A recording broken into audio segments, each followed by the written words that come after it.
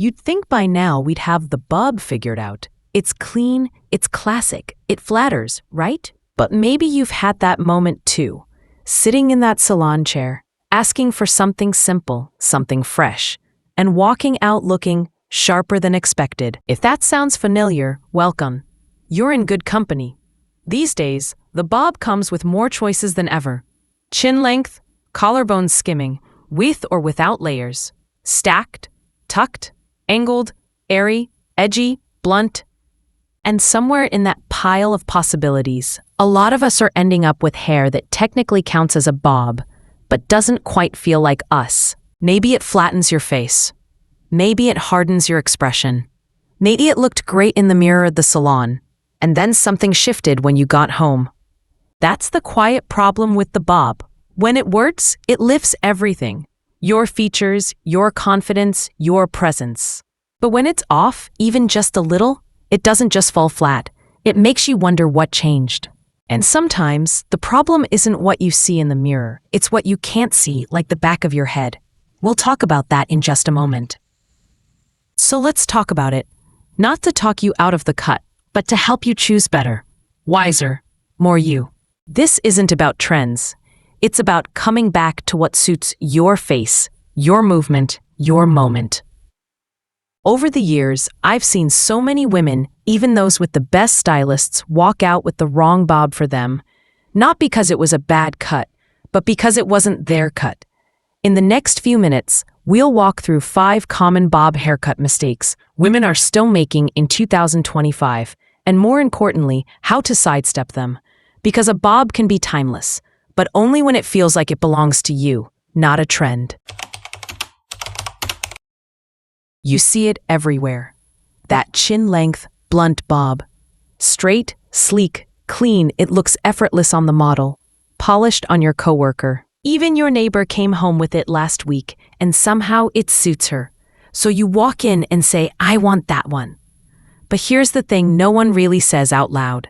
That bob doesn't flatter everyone. In fact, it barely flatters most. Because what looks like a universal cut is actually one of the quickest ways to highlight the very things you quietly wish would stay in the background. If your face is round, that straight horizontal line can make your cheeks look fuller. If your jawline is strong or square, a sharp bob can harden your features fast.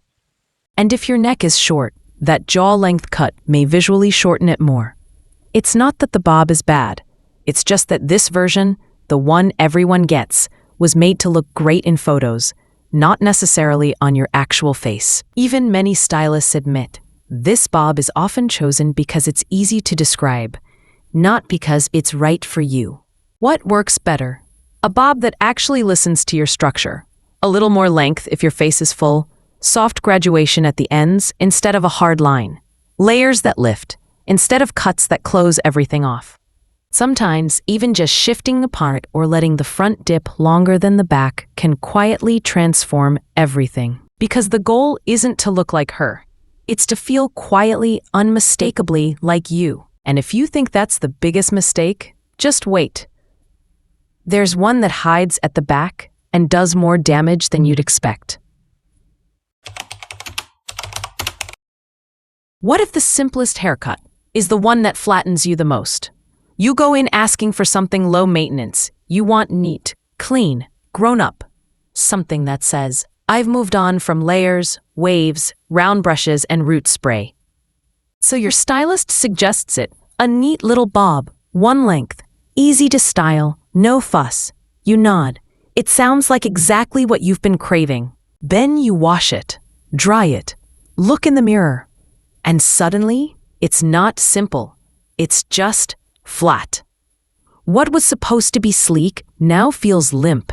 Your hair clings to your head, hugging every curve of your scalp like it gave up halfway through. That's the quiet betrayal of a one-length bob on fine or thinning hair. It behaves well, but it doesn't do you any favors. Hair that's naturally light, whether from age, texture, or hormones, needs structure to rise. When you strip away all the inner support, no layers, no crown shaping, no air to breathe, it settles into stillness. So how do you fix it? Turns out, you don't need a dramatic chop or an arsenal of styling tools. What makes the biggest difference is hidden movement, a touch of stacking at the back. Layers that lift from the inside, not just fan out at the ends. Light graduation that lets your hair rest where it wants to go, up, not down. Think of it like scaffolding built inside your hair. You can't see it from the outside, but it holds the whole shape together. And yes, even something as simple as a side part can quietly change the whole equation. Because hair, like us, needs room to move, especially when it's no longer carrying the same weight it used to. But that's not the only part people forget. There's one area we assume is fine, and it's often the biggest giveaway. It always starts from the front. You check the mirror. The bob looks crisp, balanced.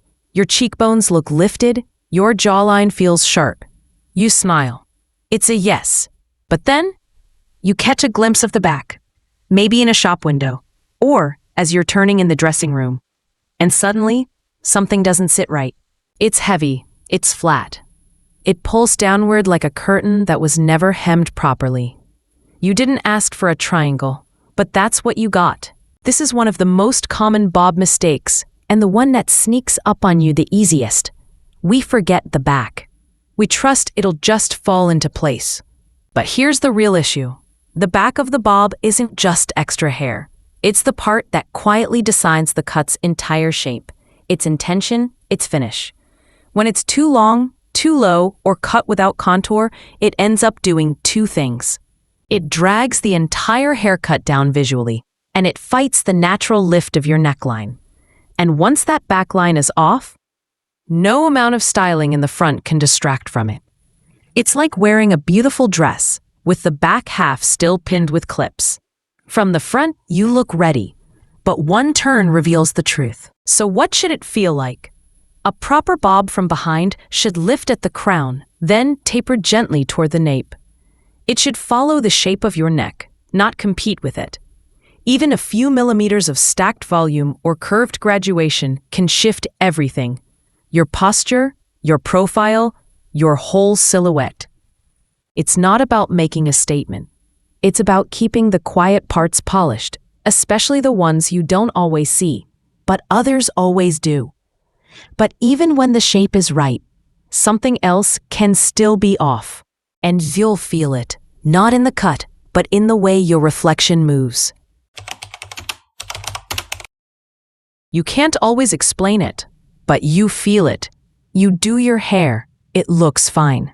Clean, symmetrical. Nothing's technically wrong, but somehow your reflection feels heavier than it should. Like your haircut is pressing down instead of lifting you up.